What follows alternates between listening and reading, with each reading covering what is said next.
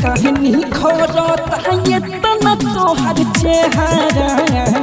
कि बोला कहनी खोरता ये तना तोहर चेहरा ठीक ना बुझात बड़वे चाल तोहर हमारा कि बोला कैसे पढ़े जानू रोज तू क्या कहाना लागे तोहर भाई से लगावे के पड़ी पहाड़ा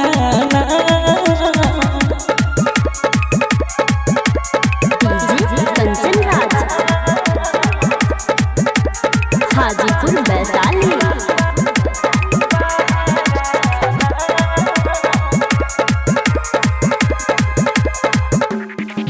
बोला कि दिलस करी सोना के हम कैसे बतिया बेलू कोना में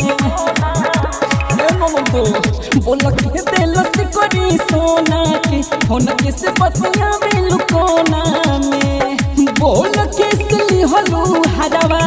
सोच के पजारा नोनो दो जवाब कौन देबो जाके ससुराना बोला कहनी खोरता ये तना तोहर चेहरा कंचन राज हाजीपुर वैशाली।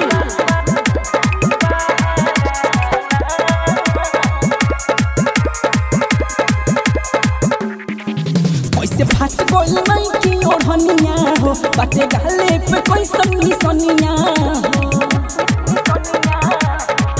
कैसे फाट गइल नहीं कि ओढ़निया हो बाटे गाले पे कोई सन्नी सनिया हो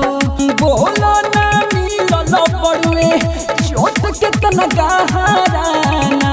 कियो जय सुमित संगे लूटो तारू लहराना कि बोला कहनी खोरता ये तना तोहर चेहरा ठीक ना बुझात बड़वे चाल तोहर हमारा कि बोलो कैसे पढ़े जानू रोज तू क्या कहाना